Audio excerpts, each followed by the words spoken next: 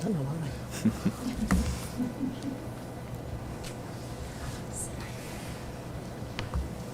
1 foot.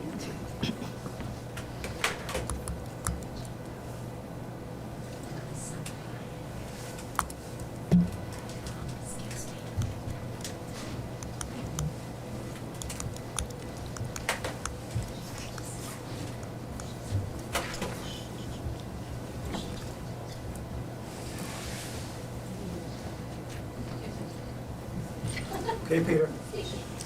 All right, it's 7 o'clock, actually 7:02, so I'll call to order the Select Board meeting for Monday, October 27th, 2025. We are coming from the training room of the Public Safety Complex and, of course, available on Zoom as well. We'll start with the consent items, and having done a little research on the consent items, we can vote them as a batch, but I'd like to vote them. Okay. Okay, just so we have a record of that. So the first one is to approve the meeting minutes from the regular meeting held on October 14th, 2025. Number 2, appoint Matt Higgins to the Capital Improvement Planning Committee with a term date to June 30th, 2026. Number 3, approve the new rates starting January 1, 2026 for the senior health insurance coverage. And number 4, to award the FY26 Richard Memorial Library HVAC control bid to Energy Efficiency in the amount of $43,169. Any comments on the consent items? Hearing none, may I have a motion to approve, please? I'll move that we approve the consent items. Second? Second. Okay, motion is made and seconded. Julia? Aye. Chris? Aye. Carol? Aye. Kirk? Aye. Chair votes aye. Okay, next up, we have recognition presentation from Sergeant Ricos.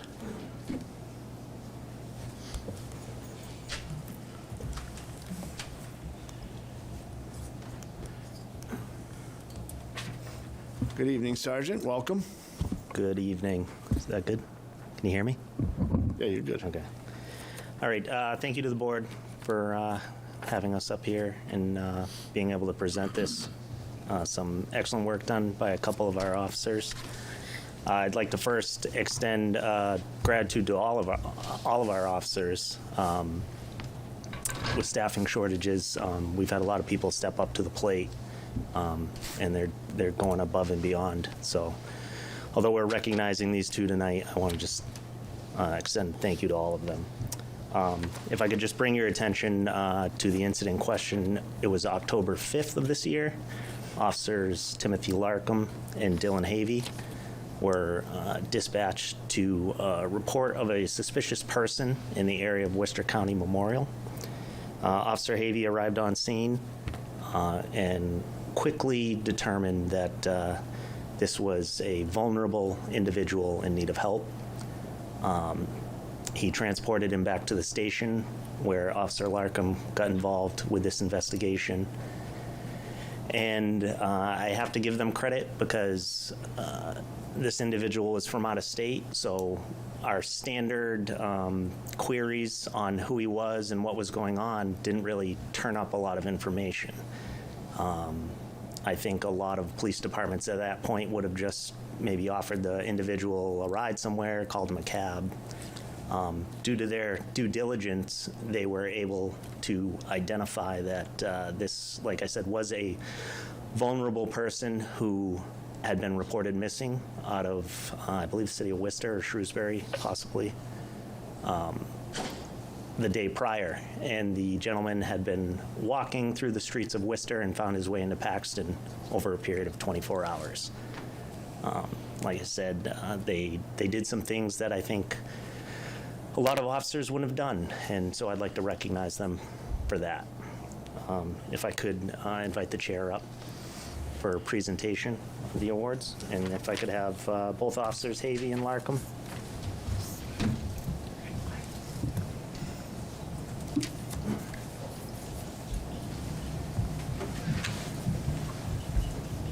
Nice job. Congratulations. Nice work.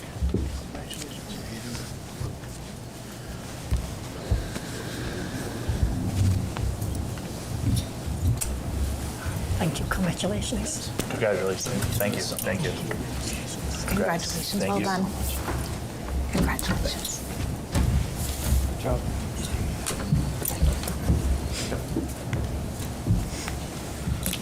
Thank you. Awesome. Thank you. That just underscores the importance of having our officers out on the streets. You know, you always think about the bad things, either they're fighting or investigating, and to have something positive come about out of some positive police work is great to have. So thank you guys, and great job. Thank you. Thank you. Okay. Next up, we have an update from Lori Becker on the Board of Registrars and Town Clerk's Office. All right. As far as the Board of Registrars is concerned, our board had a recent resignation, Jen Bridgers, due to some personal time constraints. I would like to formally thank her for her time spent on the board. It was very difficult to find a Republican candidate who was willing to fill that role, and I was very grateful to the time that she was able to spend on the board. We do have a new member who has recently been sworn in, Pamela Cardacci, and she has really hit the ground running. She has already come and completed her ethics training. She also came to the town hall to be trained on the poll pads, which will be utilized at the upcoming special town meeting. And it's clear to see already that she's going to be an asset to the board, so I'm really happy with that appointment. David Stoika and Trish Dawson are also both active members on the board. They're always there to assist in any way that they can, and I am very fortunate to have such a wonderful group of people to work with on that board. Currently, the task before us is to certify petitions. There are 41 petitions circulating right now that require over 74,000 signatures. These are through the state, not obviously just through the town of Paxton. And these need to be submitted to the town clerk's office by November 19th. And these petitions are to get the ballot questions that will be on the state election ballot in 2026. And there are actually some circulating right now for the state election 2028 already as well. Oddly, none have hit the town of Paxton just yet, but I do know I've talked to residents who have signed them, so I know they're coming. We're just waiting for them to be submitted to the office. Pretty much as soon as we are finished certifying the petitions, it will be time for the special town meeting. And as you know, the Board of Registrars is responsible for the voter check-in at that meeting. 2026 will be a big year for elections, with the annual town election in May. The state primary has officially been set for September 1st, and then there will be the governor's race November 3rd. That's all coming up in 2026. I have had a number of residents reach out, call my office, come in person to ask me what they're voting for this November 4th. The answer is nothing if you live in the town of Paxton. If you're seeing on your calendars that there is a election coming up, it is strictly cities that will be voting this particular year. For towns, we're only on the even years that we have an election here. I do have a meeting coming up with the Board of Registrars this coming Thursday, and with that in mind, I did want to discuss with the Select Board your thoughts on how we're going to move forward as far as stipends for that board. Currently, the Board of Registrars stipend amount is set to $550 per year. Last year, with the budget crisis, the members were asked to waive their stipends for fiscal year 2026, which they all agreed to. Since then, however, an override has passed, and money through that override is currently designated for the purpose of stipends, or at least a portion of it, I should say. I understand that the override that was passed is a lower amount than what our town really needs to run. And I realize there are departments that are in greater need possibly, or definitely, of this money. At the moment, based on Mass General Law, Pam, who is our new registrar, she would be eligible for the stipend legally unless she voluntarily waives it. So my question for the select board rather, is whether you would like me to reinstate the stipends for David and for Trish Dawson for this year, or would you like me to leave it status quo where they had said that they were going to waive it? Should I ask Pam if she would like to relinquish hers? I need to know what direction I'm going so that when I talk to them on Thursday, just so that you are clear, if the select board would like to remove the stipends for the Board of Registrars, a formal vote needs to be taken by Mass General Law, Chapter 51, Section 23. And if such a vote is taken, the law reads, "They shall receive such compensation as the selectmen may determine, but such compensation shall not be regulated by the number of names listed or registered by them, or as the case may be." And this is the important part. "A reduction of compensation shall apply only to registrars appointed thereafter." So it only applies at the end of their term, is the takeaway from that. So I just need to know what direction. I hadn't even given much thought about reinstating stipends. What other stipended positions did we ask to forego this year? I know over the past several years, we've had quite a few. My understanding is that basically any board and committee that was receiving a stipend, for the most part, had relinquished them voluntarily. I know the Board of Health relinquished theirs voluntarily. And I believe the only other was the Board of Assessors. Which no longer receives them. Yeah.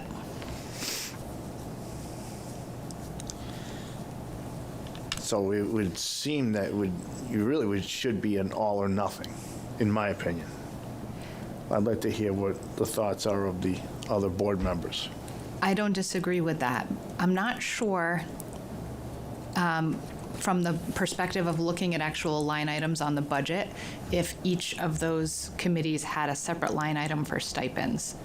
Does anybody I've got it here. remember? Yeah. I've got it here.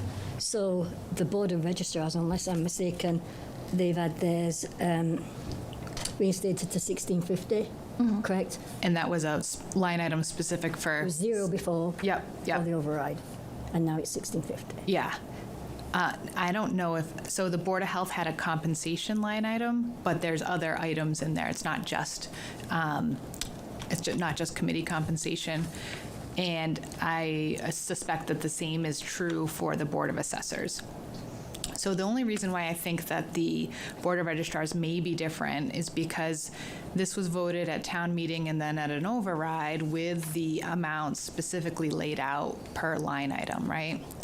And so we would actually be taking it to some extent out of the hands of the voters, where it would have gone back into that immediate line item for the Board of Registrars.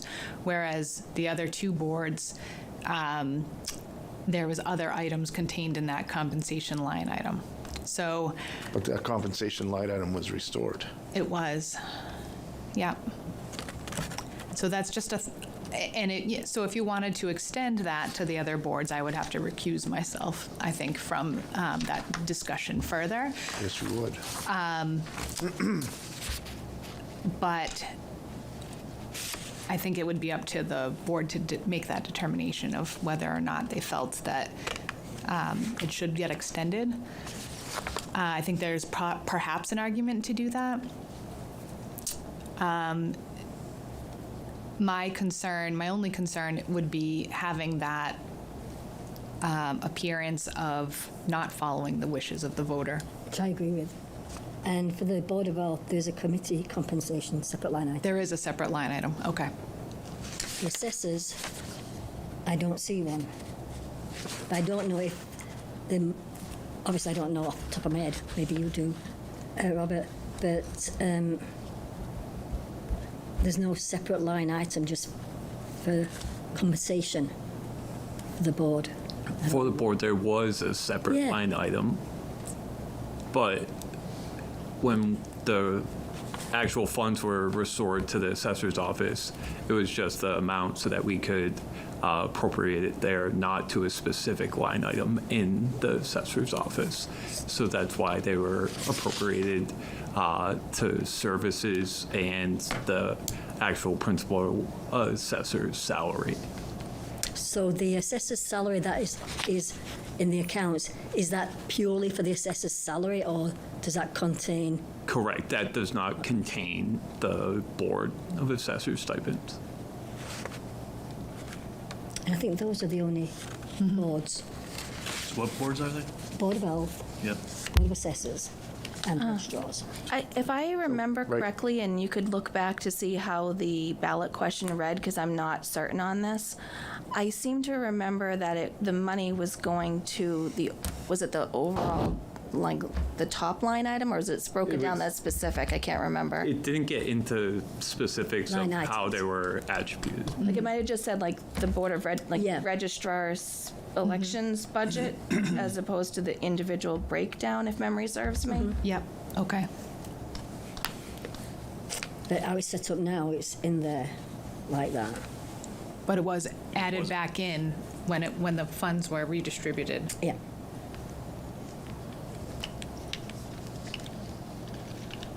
Chris, your thoughts? I think if it's not per account and it's overall, I think it could be allocated in any which way, but I do think it should be constant, or consistent, I should say, with each board. I If one agree board with that. gets it, I think all three should, and if the didn't relinquish it freely, yes. the amount based on the override is to the cost center, I think then all three should be eligible.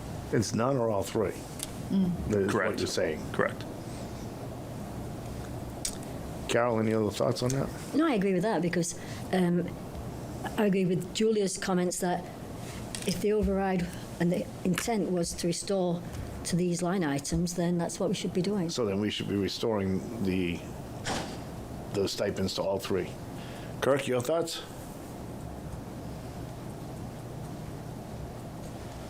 A bit of a slippery slope.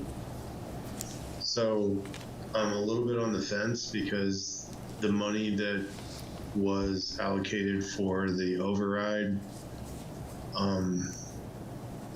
fairly specific as to where it was supposed to go.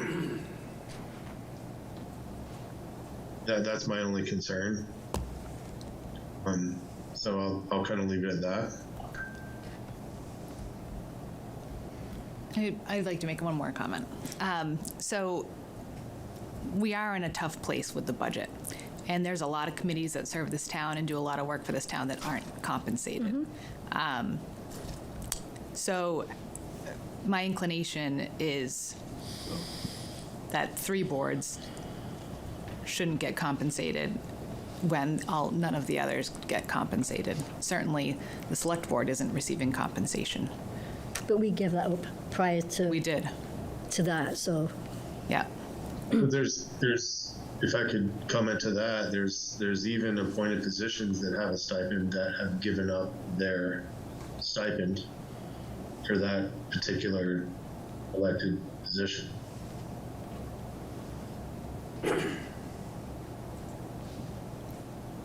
All right, so let me start with this. So are we sure that because I don't remember, hey, I'm an old man, so the memory isn't quite like it used to be. When it listed the places it was supposed to go, was it a top line or was it more specific? I believe it was a top I line. thought it was top line too. Okay, well, that's what we believe, so we're sure of this. Yeah. It would be Okay. on the town website. yeah. Well, that's what I want to make sure of, first of all. If that's the case, I will entertain a motion either way, and we can further discuss the motion.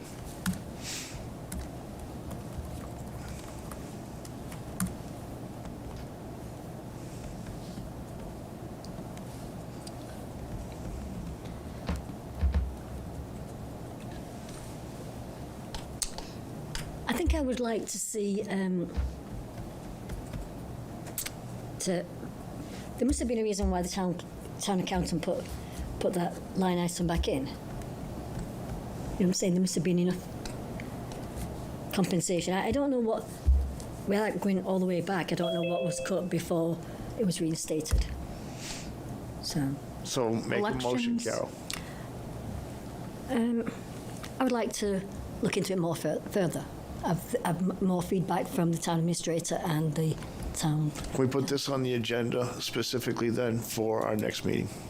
because I need to restore to all three of them, and there's not enough compensation in the Board of Assessors. Chris, you good with that? I'm good with that. Kirk, you're good with that? Yes, sir. Yeah, I'd like to do a little more research into how the override assessment was, so that we're not acting outside of our.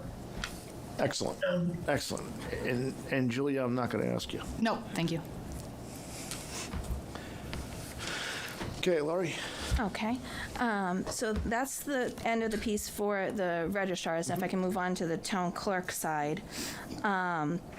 Just a couple things as far as that. All of you have before you, I had submitted a town clerk editorial revision bylaw. I just wanted to explain my reason for submitting that.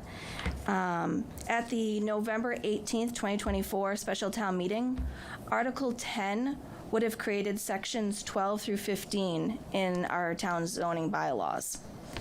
As you guys know, that article failed on town meeting floor. And Article 11 was supposed to amend Section 15 from the previous article.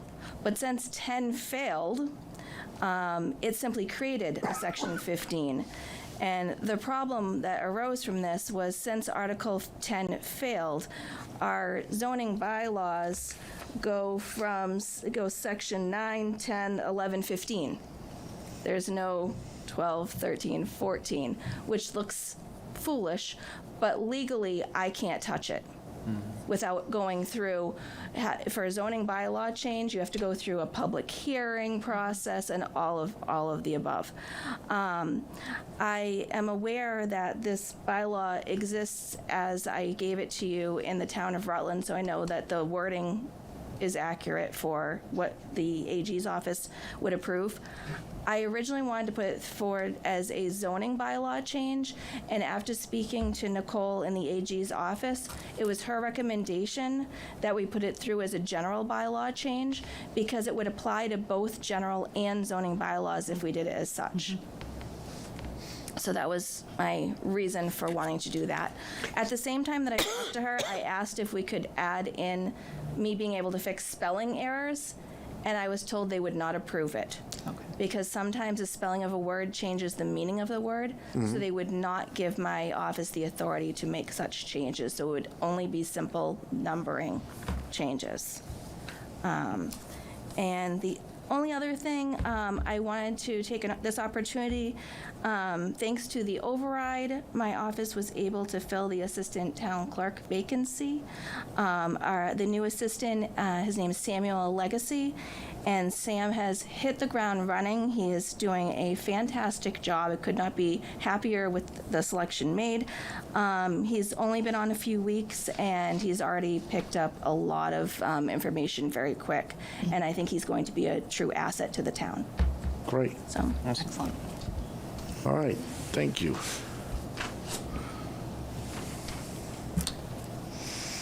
And we have an update from the Board of Health. My name is Judy Hatstat. I'm the vice chair on the Board of Health and the only nurse. And my report is a follow-up to the one that I did in May. And I wanted to update you on the things that we have done.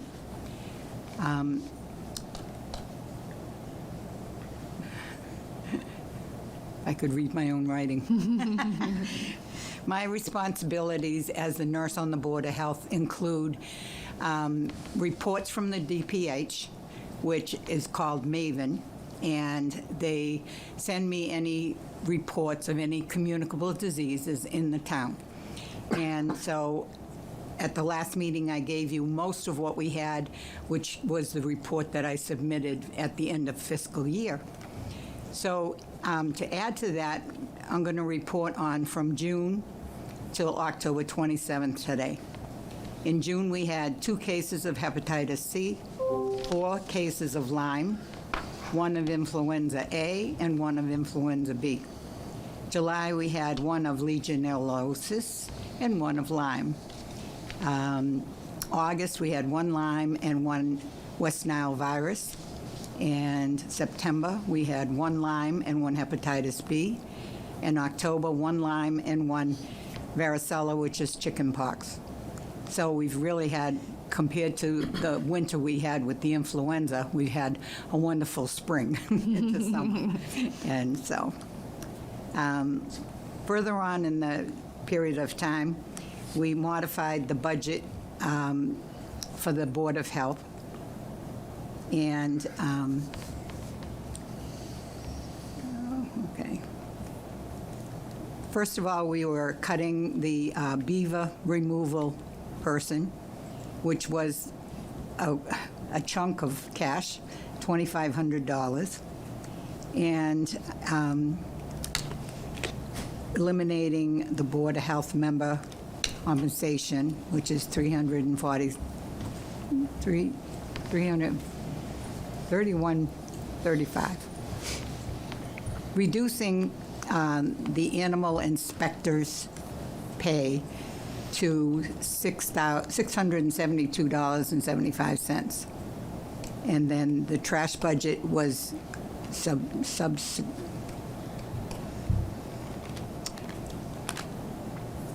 discussed, I'm sorry. So in July, I submitted the report of all those diseases that I gave you from the following year, the pre-year. And that's done, I do that every year on the 1st of July of the new fiscal year. So it'll be coming up. And Julia Pingatori was appointed as the town arbovirus coordinator, with myself as a backup. And as an update on the arbovirus, only 1 West Nile virus was in town and 1 chickenpox so far. I think there has been shingles, but not that I got a report on, because a lot of times people go to their own doctor and they don't go to an urgent care or something where they send it, to the lab. If they don't get a lab report, then I don't get it, so. And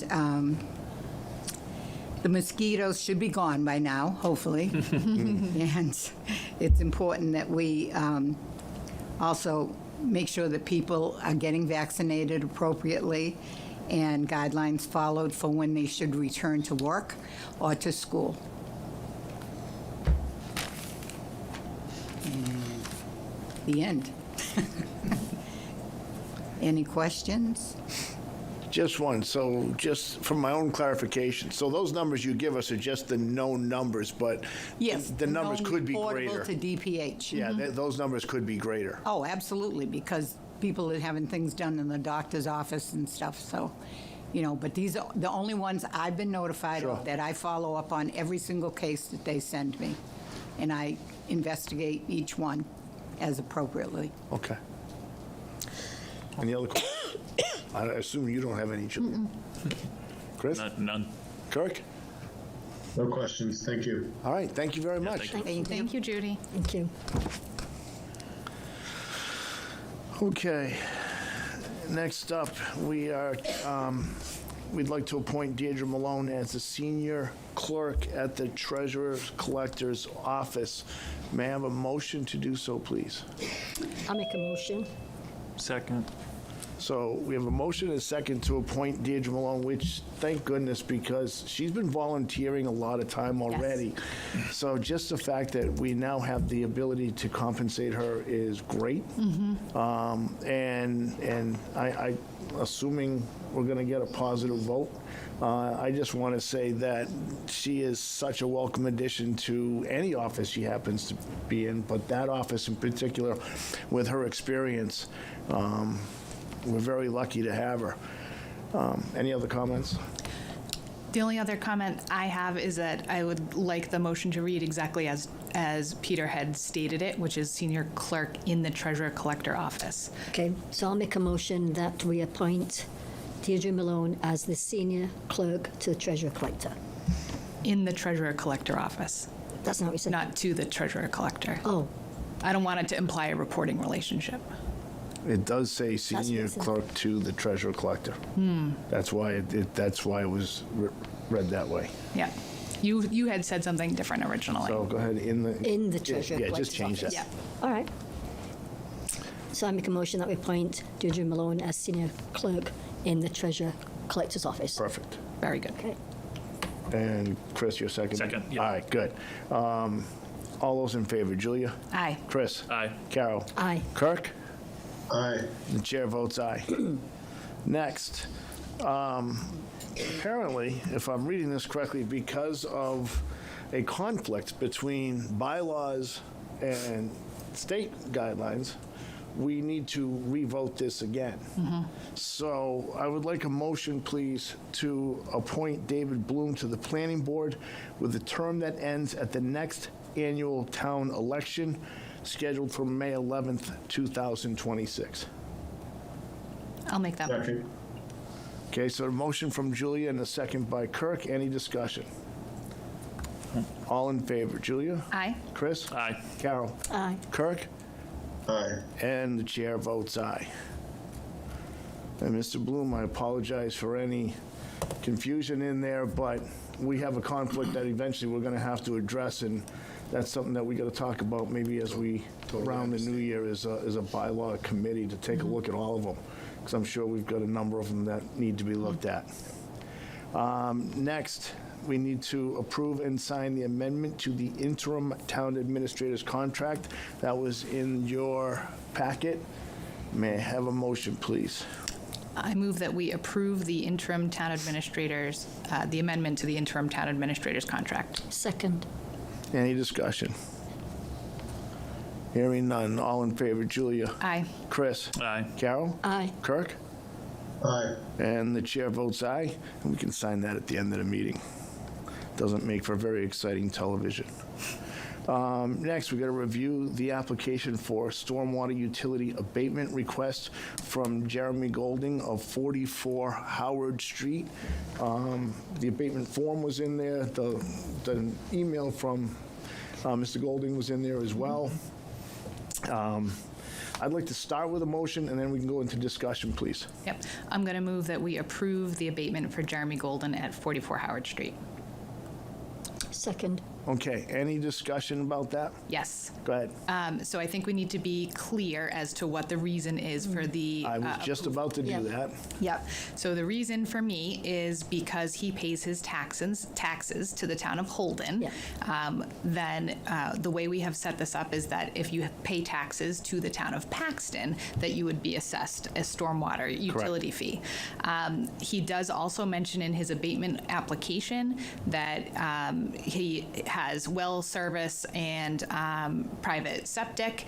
And I just want to make it very clear, because I know that this is hard. I think sometimes it can be confusing where water is water, right? And so people think stormwater is related to your drinking water and or your wastewater, right? And that is not the case. So stormwater is a completely separate entity. It is related to water falling from the sky as opposed to water that's in your well or water that's leaving your pipes in your home.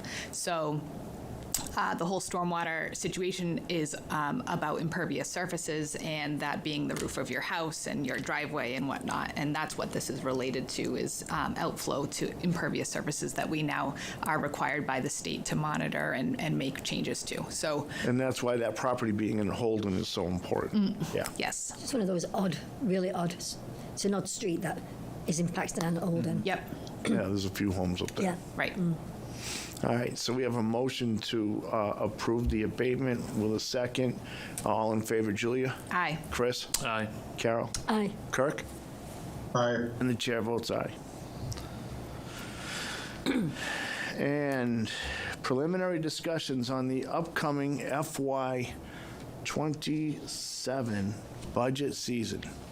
Boy, it seems like we just wrapped up FY26. Now, granted, it's been a month and a half, so I guess, it was a nice break. So Donna sent out a notice to Mr. Love asking about joint finance committee select board meetings. Mr. Love is here, so I have your email, but I'll let you address the request if you'd like. I think I would. Okay. Well, So the request was sent to me individually, and I responded individually. And I think the spirit of our response was we accepted the offer to meet with the select board. We recommended, however, that it be slightly different than the working session that we had a year ago. That was marathon in nature, but was not televised or recorded on cable or a thing of that nature. And there was some substantive issues discussed at that meeting. So our recommendation is, if we're going to go forward with this, which we accept the offer, that they be typical normal meetings, where the select board meeting is called to order and the finance committee meeting is called to order, and it's recorded, it's available to the public, and let's get ready to go. you had also mentioned having a meeting on a Wednesday night. So if we were going to, and you said maybe not doing it in one meeting, and you also mentioned having it at 7 o'clock. If we're going to do that, maybe we could have one meeting on a Wednesday, one meeting on a Monday. Well, the reason I mentioned Wednesday was, in small part, is that's when the Finance Committee typically meets, and it would be easier for me to get a quorum. But I also made that recommendation so that if it was held on a Monday night when the Select Board meets, we didn't want to interfere with your substantial agenda. If it's on an off Monday night, where there is no Select Board agenda similar to the comprehensive one this evening, we're open to Mondays as well. Good, because I would certainly want to schedule it for an off Monday. Mm-hmm. Yeah, that would have to be the sole purpose. Right. If we're going to get this done in 2 nights as opposed to one, you called it a marathon session. I believe if I look back at the notes, it was a little over 3 hours. Yes. So if we set aside an hour and a half for 2 nights, hopefully we can get it done in that manner. Right, Then we and the can have reason- one Wednesday night and one Monday night, Yeah. and everybody will be happy. And the reason I suggested more than one meeting was that on the marathon meeting we had, some things were decided to be done, but it never came back, I think, in a full and proper way to that particular group. So if we're going to meet jointly and we decide to do some things, then we can meet on a second and a third occasion to get an update on what it is that we did and decided to do and what the status of that is. So if it's all right with you, Mr. Love, what I'd like to do is get some ideas from the select board as to dates that would work.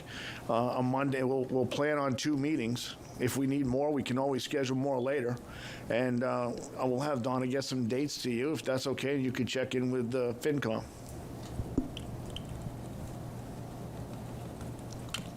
That's fine. The agenda item on tonight's select board meeting talks about discussing the upcoming FY 27 budget, which I'm sure is looking to give the department heads some guidance, perhaps developing a budget calendar.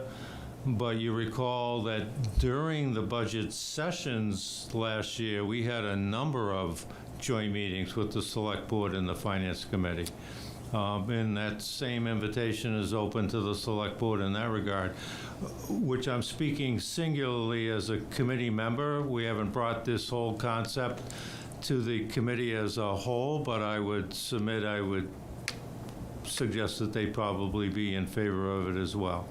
I think mentioned this evening was that it's going to be another tough year, and There's no dispute from my end regarding that, or David is a Finance Committee member now.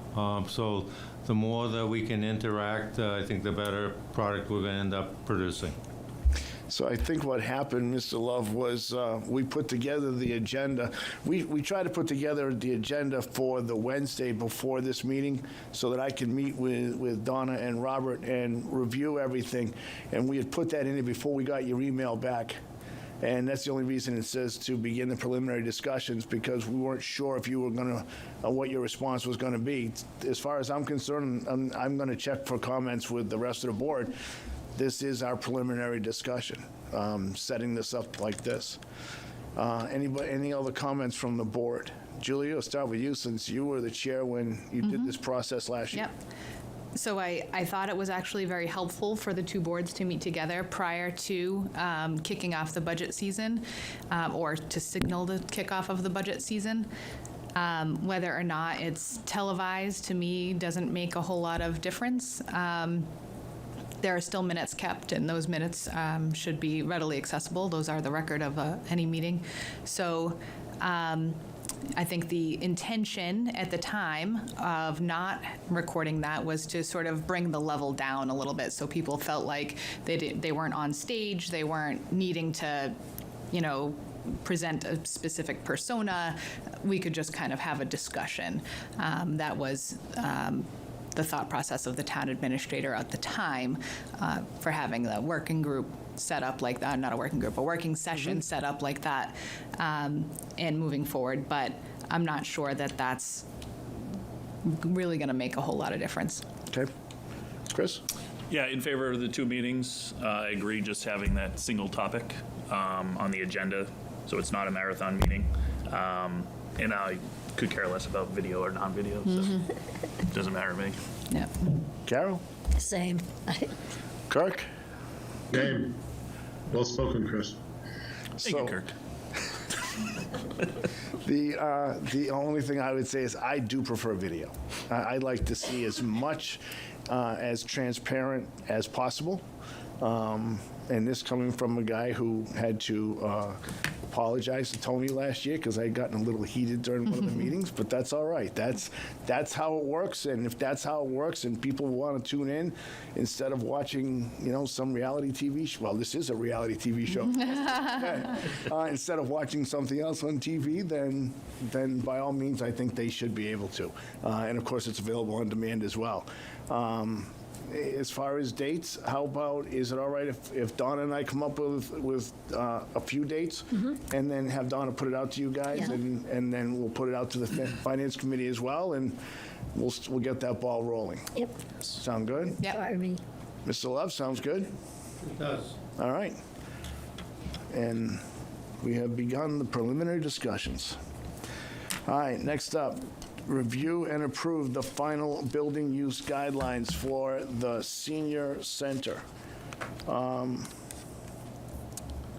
Before I take a motion here, there it is, it's at the very end. Thank you to Cindy and Julia for all the work that you did on this. It was phenomenal.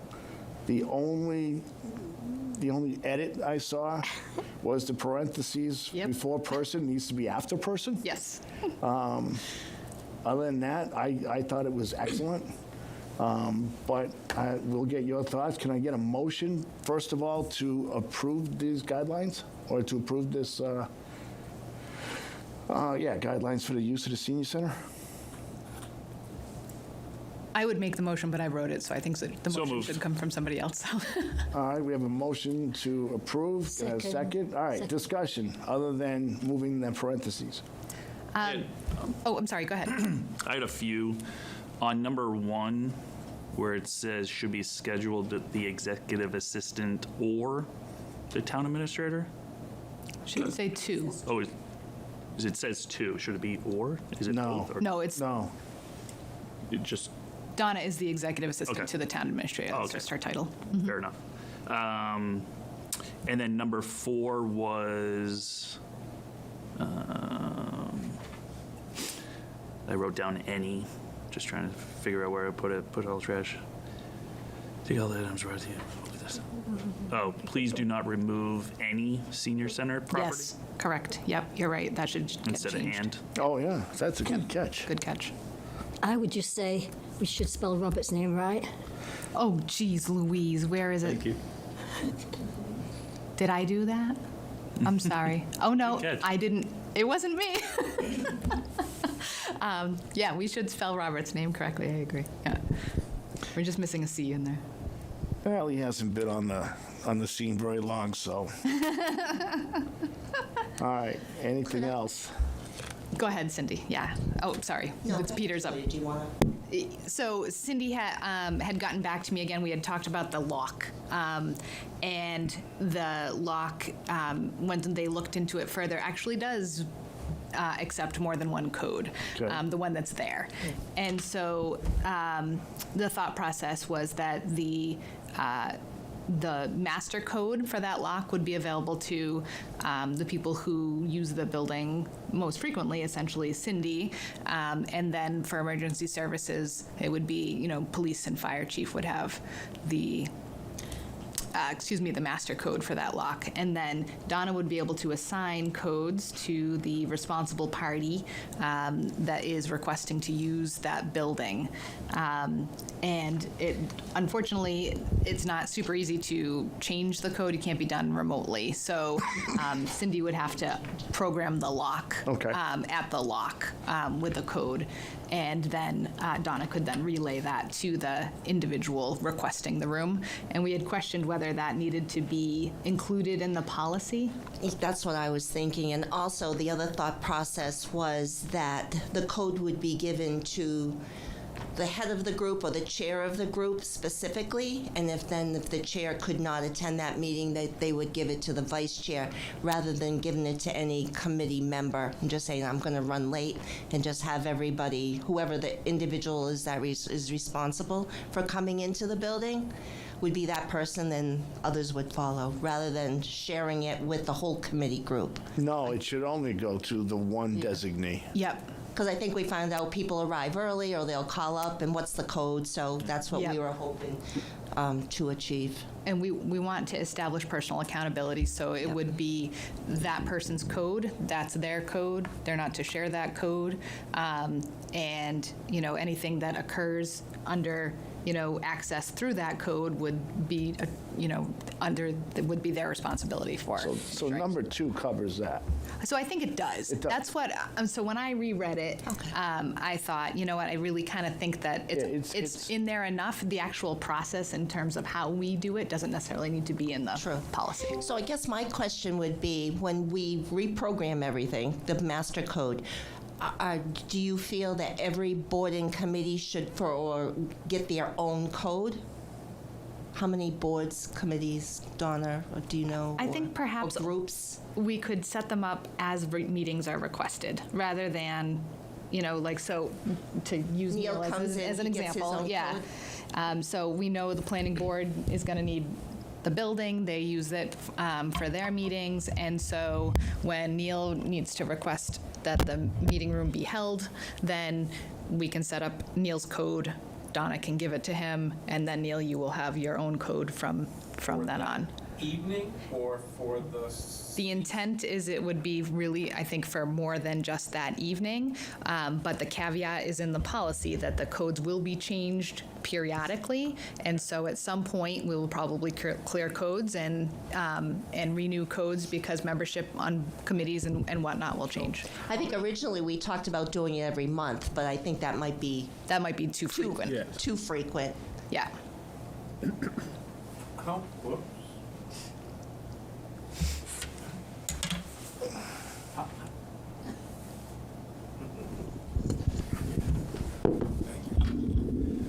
So how many codes can the lock system handle?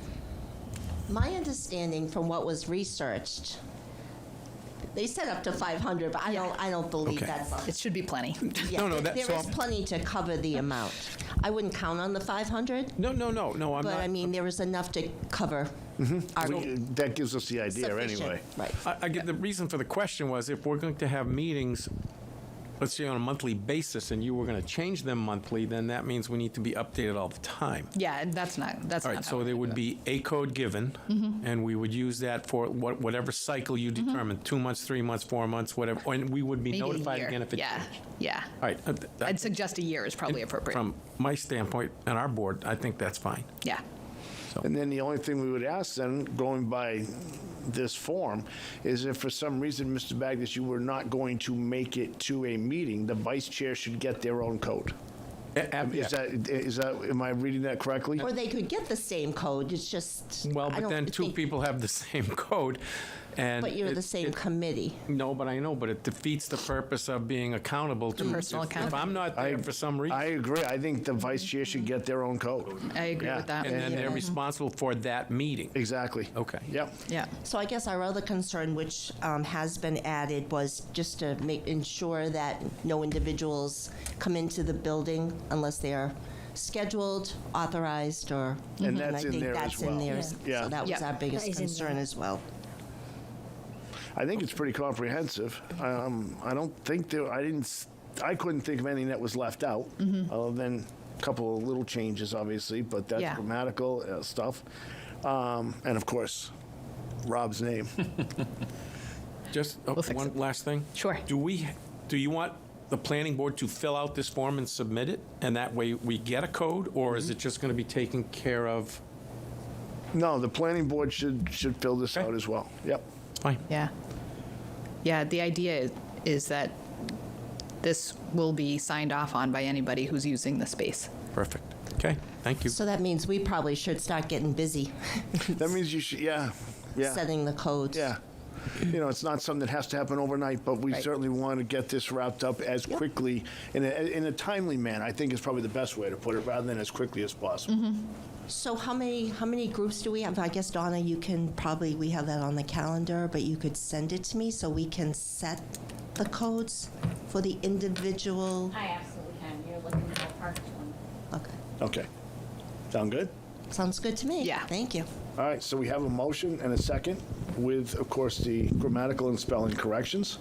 All those, any other comments before I move on? Because we've had quite a few. Hearing none. All those in favor, Julia? Aye. Chris? Aye. Carol? Aye. Kirk? All right. And the chair votes aye. And again, Julia and Cindy, thank you for all your work on that. Okay, and finally, the last thing we have is to discuss matters related to the property located at 10 West Street in Paxton. And this came up because we were talking about using the generator for the town hall and moving it out of there. So, Rob, if you want to pick it up from there. Yes, thank you. So currently the generator is not hooked up, so it's not backing up our town hall currently because we made it so that the electrical systems are separate from 10 West and the town hall.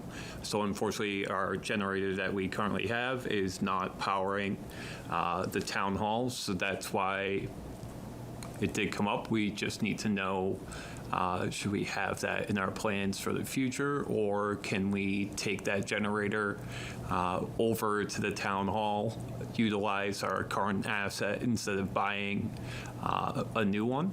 So I think that it would be good to use the existing generator. It would be large enough to sufficiently power the entire town hall, which would be nice. And then we kind of take it, as it comes for 10 West, and that could definitely use a lower power generator to, power that building. Should we decide the need is there. Correct. So that's what precipitated this. I was asked for permission to make that move, and I felt as though that should come before the board because 10 West is still very much up in the air as to what's going to happen. So I wanted the input of the board to decide whether or not we want to move that generator. Julia, any thoughts? First of all, I'm disappointed to hear that the generator in the process is no longer working to back up the town hall. That I don't think was relayed to us when that decision was made by the prior town administrator. So I would definitely want to see us have backup power at the town hall. I don't think I can emphasize that enough, actually. The problem I have is I'm not sure what the current status of that generator is. I assume it hasn't been tested in a while. It actually has been tested. Oh, good. So they did come out. It does need a battery because right now it has no electricity giving it like that trickle charge. So unfortunately, as it's currently wired, we would just be buying a battery every 3 months. But if we did hook it up to the town hall again, that trickle charge would occur, and then we would just have to pay for that initial battery that would then be kept charged. Good. Okay. So it sounds like it's in workable condition. We just need to Correct. relocate it perhaps closer. Yes, we would need to get it off that property, right? So we would need to find an appropriate spot at the town hall, which is also something that we have to look into because you need a flat location and pouring a concrete pad for it. But we were hoping that we could potentially do that in-house. Go ahead, Kirk. I have a question though. Since that backup generator powered 10 West, which also at the time was coming to the town hall, I guess the question is, could we just move a few wires, channel that generator through the 10 West panel to the town hall until such time we figure out what we're going to do with the 10 West building? You're not And then connected. at that time, we could decide whether to relocate the generator or not. I think the answer to that No. question is no. They're not connected. Because it no longer streams through the Correct. 10 West building to get power over to the town hall. It was separated. So unfortunately, that probably should have been addressed in the separation, that it maintain the access to the generator, but obviously that wasn't. But I would maintain that the wires from 10 West that were initially going to the town hall may be able to carry the circuit needed to power the town hall. Yeah, I couldn't tell you, Kirk, one way or the other, where the power initially came in.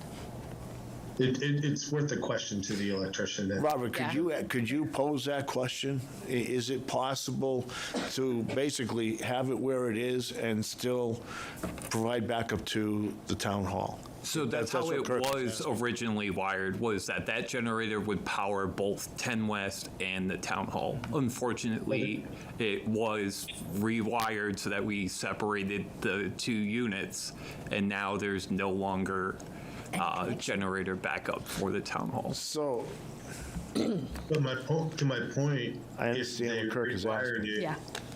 Use the wires in the opposite direction. if we were able to Yeah. separate it, why can't we So reconnect basically it? just undo what we did. Going to the town hall, yeah. Yeah, but we wouldn't have it working for 10 West, it would only be working for Town Hall, which it was before.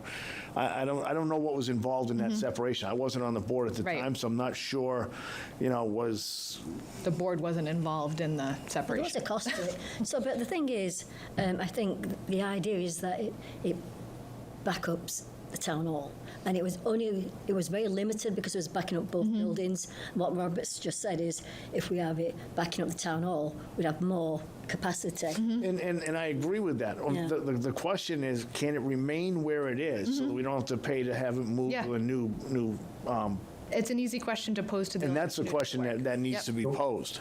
Because I think Kirk is right. I mean, if it was disconnected, the question is, can it be reconnected? It's a great question. I think Kirk is right to ask that. I think that makes sense. So if we could look into that, Yeah, and I'll get an estimate for Yeah. both options. That would be better. And then we can decide what is best. It absolutely. would just be, maybe in the future, we would have to incur that same cost maybe a third time, right? Yeah. Because we disconnect it, reconnect, and it might disconnect. Depending on what we choose to do, correct? Correct, Yes. absolutely. Yeah, but I think right now, I can see where Kirk is asking, would that be the most cost-effective way? Provide the backup to the town hall, but keep it where it is. If that can be done and it's the most cost-effective way, that's the way we should go. Yeah. Okay. Any other questions or comments? Should we do both? So find out what that would be the easiest way, And the Yeah. cost of, and yeah. twofold. If we can't do it, or whatever that cost is, what would it cost? if Well, that's what he's we have going to do. He's That's going to what get he both said, quotes. yeah. Yeah, Okay. that's So what he's going to get. That's what he's going to get. Multiple quotes. Wasn't that done, when we did the concrete pad for the ballot box or the mailbox, whatever, wasn't that done in-house? Yeah, so it wasn't a huge cost, was it? Yeah, this would be It's a little the bit cost larger, of but actually relocating the generator. It's the cost And of let's face actually it, relocating. It's not a lot of like actual like equipment costs. It would just be labor costs for that option, essentially, instead of paying for the new one or paying for new wiring and stuff like that. and we haven't decided where it would go. If we can stay right where it is, then that's the most cost-effective way. That's what we should consider. But if getting both quotes, like Kirk said, I think is the way to go. Yeah, and then we just have to decide because I guess 10 West will then have electricity too, right? Mm-hmm. So, okay. They just won't have a backup generator. They won't have the generator, that's all. But in my mind, it's just a matter of moving the positive and negative that isn't now hooked to 10 West to the positive and negative that goes to the town hall. I'm gonna have to say, Kirk, if you know what you're talking about, that sounds good. I can guarantee you my wife would call 911 if I start working with electricity. The wires are already there. That's why I've been in construction my whole life. Okay. All right. Well, Wires thank are you very there. much It's for that simple, opinion. simple Yeah. fix. Okay. So that's where we'll leave it for now. Okay, sounds right. good. All right. I don't have any select board correspondence, which is great. Town administrator's update. So thank you with the addition of Dee Malone, like you said, we're thrilled to have her at the town hall. We have filled our town hall vacancies, so I could not be happier with our team. We've really prioritized our residents, and we're performing our tasks efficiently. As a Paxton resident and the interim town administrator, I'm just very proud of, all the people that represent our town. So that's not just our town hall employees, which are great, but it's all of you, it's all of our boards and committees that, we always talk about. And luckily, I was able to see at our cornhole and collaboration event on Saturday. I thought that went very well. It was great to meet new people in town. We have new residents. We have people that wanted to get more involved, and we had nice trivia. We got to hear from Chuck Putney with some of his very interesting sayings. So it was just a very good time for all. That was well worded, wasn't it? So he always brings the passion and energy, so Yes, he we does. appreciate that. Neil, I just want to make sure you're going to touch on MBTA. I will. All right, I will not steal your thunder, 2 meetings in a row, so I look forward to hearing about that. And then I just wanted to make sure everyone's using e-subscribe on our website. We do a great job of getting that information out there, but I don't know how many people are actually receiving it. So please go on our website, e-subscribe to whatever interests you. You can have as much or as little as you would like to receive in your inbox, but it's all the great things that are happening in our town. And unfortunately, I do hear that a lot, that people don't understand or realize what's going on in town. And I think that this is a great way to mitigate that. Donna does a great job with the signs in town, getting people's attention that way. But if you get it in your inbox, it's a lot more convenient. So just please utilize that service. No, All right. Good.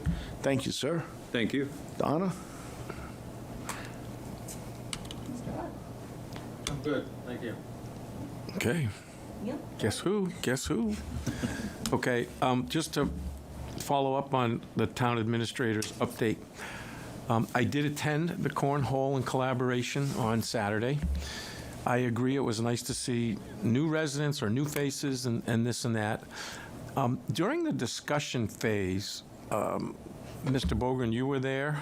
Chris, you were there at one point. Julie, I kind of left when you were arriving, but that's fine. It's important, as we're getting to the goal line on this project, that there still seems to be some misinformation. So an update is that the public hearing to determine the selection of the properties will be held next Wednesday, November 5th. That's we've been talking about for months now. So if you want input, please come to the hearing, sign in on YouTube because it will be virtual. I have the results as of yesterday because the survey has closed, and there were somewhere close to 180 respondents. So I'm looking at all of you here. I'm sure you all took your survey, and that's greatly appreciated. But the fact that we have 180 citizens or residences taking part in this, it's a good sign from where I'm sitting right now. There was one comment that came out that I really want to address, and I need to make sure that the misinformation or mistruths, they have to stop. And the point is, it was mentioned to me by two different residents that people feel that this is 40B housing. It is not, capital N, capital O, capital T, not 40B housing. For those of you at home watching this and you want to look up and check out the differences, 40B is mandated by the state. Our requirement as a town is to have roughly 10% of the residences be low-income housing. We have to, that's a state mandate. At the present time, we are about 4.5% to 5% of the residences. This project has nothing to do with that requirement by the state. It is the MBTA, the Massachusetts Bay Transit Authority Community Act that we are referring to in this case. We are one of 172 communities that is trying to comply. And again, I mentioned last time I was here, it's a compliance issue only.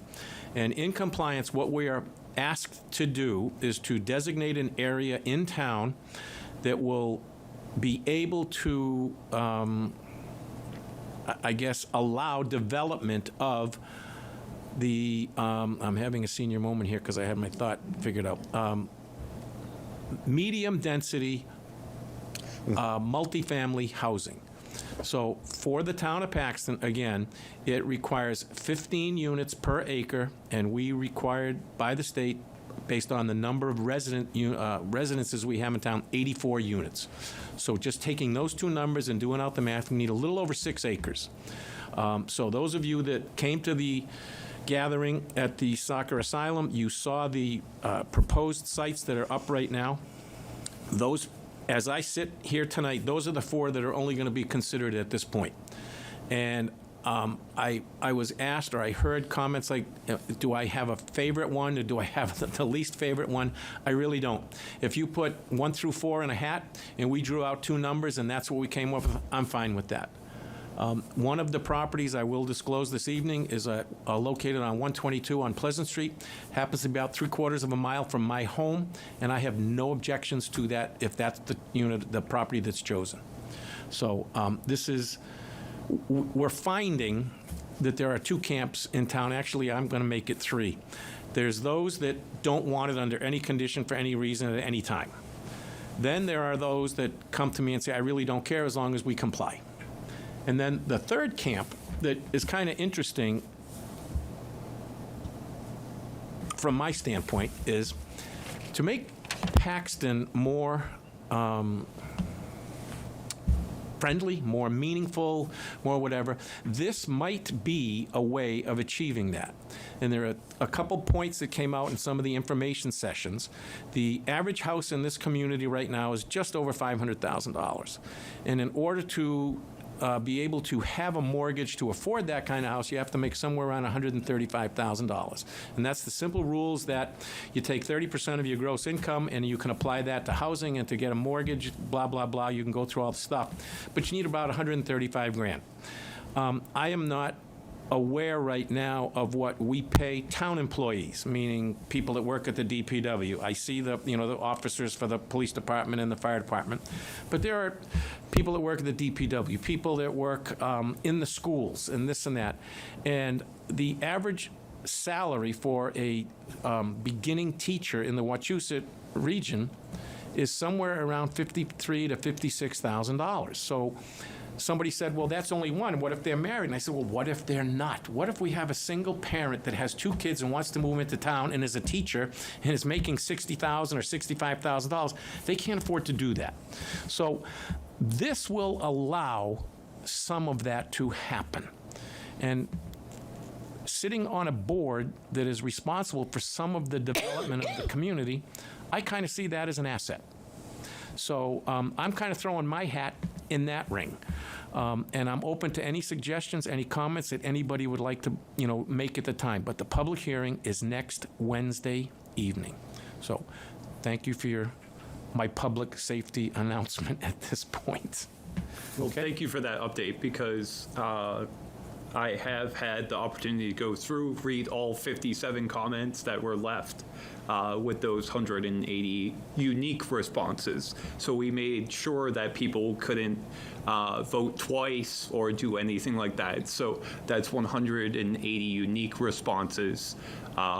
So we just appreciate everyone's input, and really what you're putting in there is taken seriously and validated, so we appreciate it. Right. I would also like to invite the 180 respondents to make sure that they attend the special town meeting December 1st. I think that would be very interesting.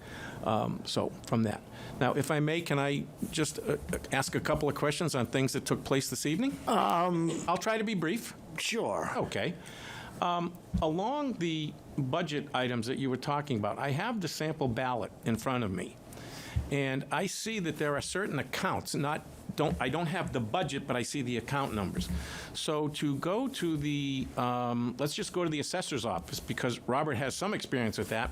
What is account number 1141? Carol, I know you had the sheets there. Is that the salary? Is that the, what? I'm just trying to figure out where it's all going, because this... 1141 is the sector. Actual... So what number are you talking about? That's just... Okay, so just when I look at the ballot question, just for the assessor's office, the money was supposed to be put back into account 1141. So that's all the... That's just, Okay, so it's just the basic account number, okay, because the town clerk is in there and all of that, because you were talking about carrying things forward, how do we know where they go? All right. One other question I would like to, I'm going to ask, I'm not sure I'm going to get an answer. The resolution with the situation at 10 West, I know that you had handled that basically in executive sessions. Can you give the community an update as to where we stand? Or where, is it over? Is it done? Is the tenant out? Is the lease back in the hands of the town so you can do what you want with? I think we can say that. Yeah. I mean, the tenant is out.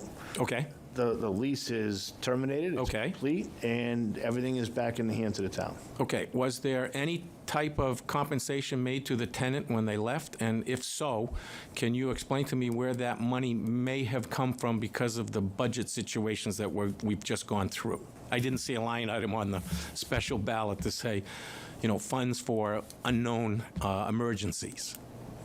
That occurred right at the end. I don't know if there was compensation returned or not. I don't believe so, but... I don't know what you mean by compensation. Well, there's been all kinds of rumors running around that's town, it, so I'm going rumors. to say, I heard the rumor, but I never heard if it was factual or not. But there was something, and Robert brought it up this evening, that there seemed to be a single power source and a single meter that was being charged to 10 West that also incurred some of the expenses of power that went to Town Hall. And I don't know if that was ever broken out or whatever, but that was one of the things that I had heard from the tenant or the lessee, as to, for the years that they were there, that tended to be an overpayment on that part. And I just wondered how that, I'll call it a refund, was found and paid or given. To the best of my knowledge, there was no monies returned to the lessee. I would say, just to be diplomatic, that information would be best said if the tenant was present. Okay. Only because I hate to embarrass anybody, either side. Okay. So, and obviously, like you've said, the rumours. That's what I'm saying. They're the all rumours. over the place. Yeah. And it was resolved, and it didn't cost the town any more than... we'd have had to come back to the town if it cost the town something. Wait, you started with it didn't cost the town any No, I didn't- more than, yeah. and then you... No, I'm saying it didn't cost the town anything, because if it did, we'd have had to come back to find the way Find the to money. fund it? Yes. Okay, all right, So it was resolved. okay. All right. And everybody knows the fact that the building was connected Yeah, and there was a electricity bill that was generated that included some parts of the town hall. Okay. It was just an oversight that just carried on, and it was in the contract. It never got updated. So Okay. there was no big issue with the town. It wasn't done deliberately, anything like that, and it hasn't cost the town anything that you don't know about. okay. It's been resolved. See how both easy sides. that was? Like I say- I'll stop. If I hear the rumors, I say, All I'm it's not saying true. is, I don't want to go into all the ins and outs of it because the tenant's not here. Okay. And then just one last comment, and I'm not really, I'm going to say, I'm not as well-versed as I would like to be, but several times during agendas that are posted, you have a meeting and you have, like tonight, we have 8 items on the agenda, all the way up through citizen speak, and the 9th is adjourned. In the past, you've always had, we need to close the meeting because we need to go to executive session because of Mass General Law, and I didn't write it all down. Is there a reason that we do this so frequently when other communities that I watch online don't, I'll try to be kinder. Is it always necessary to do that? Because when you agree with a contract, whether it's collective bargaining or not, once that's all done and the contracts are signed, the people don't have any knowledge of what happened unless to ask for it through a public information request. In other words, like I can get the contract for the fire chief or the police chief or the DPW director, but all the negotiations that went into that, and there's no comment from the public at all as to why things are done that way. So it's just it's an observation on my part that we tend to fall into that situation a lot where we go to executive session. So the reasons for executive session are very specific. It's part of the open meeting law. We go into executive session, obviously, to discuss negotiations of all contracts. That's part of it. Part of it, too, is items that come up that may involve personnel. That should not be. That I can understand. Well, if you look at the executive sessions we've had this summer, it's been one or the other, pretty much all summer.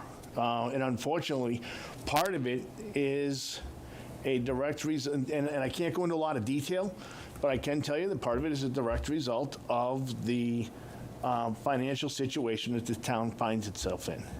So.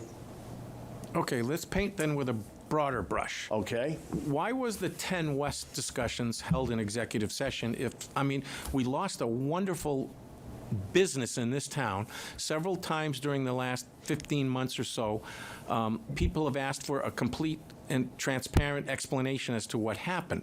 So when I heard some of these rumors in the last, I'm going to say month, I said, well, maybe now is the time to pull the Band-Aid off the sore and find out what actually happened. So as a resident in town, I'm kind of concerned because that was a very prosperous business, and they were very good business citizens to this town. They did an awful lot, and people see those things, but they're gone now, and we don't have anything to take up that space.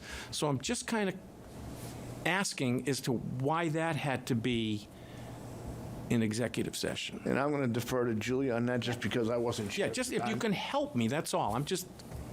My recollection was that all of that was held in executive session for 2 reasons. One was there may have been some negotiation taking place, and the other was in anticipation of possible litigation. Those are the executive session reasons. But couldn't we have had open discussions until something like that was put out there? Did we get to litigation? There was a possibility of it. We did not need to. Okay, so then why did we have to go, in other words, if it went to that point, somebody says, well, I guess we're going to have the attorneys talk, then at that point, moving forward, it could Anything be- done in anticipation of litigation needs to be held. It's legally privileged, and so it's not just open meeting law at that point. It is actual recognized legal privilege that exists apart from open meeting law and is requested that we follow by town council. Okay. And every time you go into executive session, we have to give the Mass General Law. Right. I'm sorry, you have to what? Every time we go into executive session, Yep. we have to recite the Mass General Law under which it comes. Right. Okay.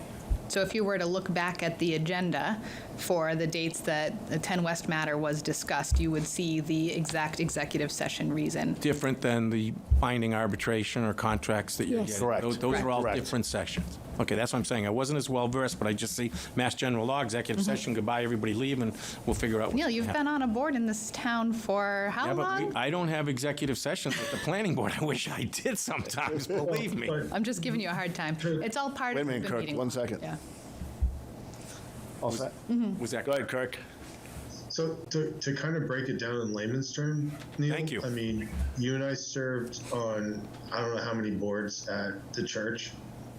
And if the maintenance committee decided that the church needed to be painted, then the maintenance committee would figure out what colors to paint whatever room, right? Yeah. You wouldn't bring it before the whole church to make a decision on the color, because you're going to get 2,500 different colors, 250 different colors, or whatever. So there's a point in time when decisions have to be made where they have to be made based on those that are kind of overseeing that process. All right, I think we're kind of apples and oranges here, but that's okay. I asked the question. This is closer to, if we're gonna use Kirk's analogy there, to when we had the whole thing with the UCC, and there was a Oh, period God, of let's not bring that out. No, but it equates, because there was a time in which it needed a small group of people to know what was Correct. going on. That's what Kirk is saying. There's your equate right there. Okay. That's how it equates. All right. And Neil, for your information, the checklist for entering into executive session is on the town's website under Okay. documents. All right. Comes under I will the town administrator. As I see it next time as an agenda item, I will try You to can go review back and that look, so that yeah. I'm more informed. But Yeah. as I said, it's just, I see other towns and their communities, and when they're talking at their meetings, they discuss a lot of similar things that you folks choose to put in executive session. And I just wondered if there's reason why we're closing the door to the public, I guess, No, at that point. that's not the I case. assure you that it's not for that reason, and it's not for lack of transparency We in could- any way. Yeah, we could get into a lot of trouble if we did that. All right, okay. Thank you very much. Remember, Donna? November 5th. There you go. Donna? Laura, you had your hand up? Yeah, so I misinterpreted the discussion that was going to occur tonight on 10 West, unfortunately, because I've had a lot of residents questioning me that have interest in that property, people that want to lease it, businesses that want to go in, and I am inundated with questions, and I'm never really quite sure what to tell them. And I unfortunately told quite a few people to tune in to tonight's meeting to get the answers. So I didn't know if you had some direction for me to instruct the residents or Have Then them, go to town administrator. have them go to the town administrator or to email Donna, and she'll forward them. Yeah. Okay. Because that falls under the purview Yeah. of the select board. Okay, thank you. You shouldn't have to worry about those questions. yeah, that's not- Straight to the town administrator. Okay, thank you. Okay. And with that, I just need a motion to adjourn unless somebody has any final thoughts. Julia, anything? Nope. Chris? Nope. Carol? Nope. Kirk? I'm all set, thank you. Can I get a motion? So moved. Second. Any discussion? Hearing none. Julia? Aye. Chris? Aye. Carol? Aye. Kirk? Hi. Chair votes aye. Two more there, Chris. And Peter, thanks for the assist on my analogy that I pulled out of the. Yes, sir. I knew where you were trying to go.